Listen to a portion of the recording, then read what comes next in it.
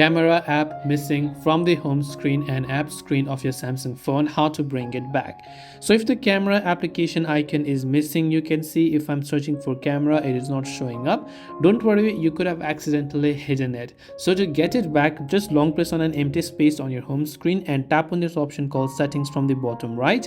From here, if you scroll down, you'll find an option called hide apps on home and app screens. So make sure to select that option, and here under the list of hidden apps at the top, you can see I've hidden the camera app. So yours camera app could have also been hidden.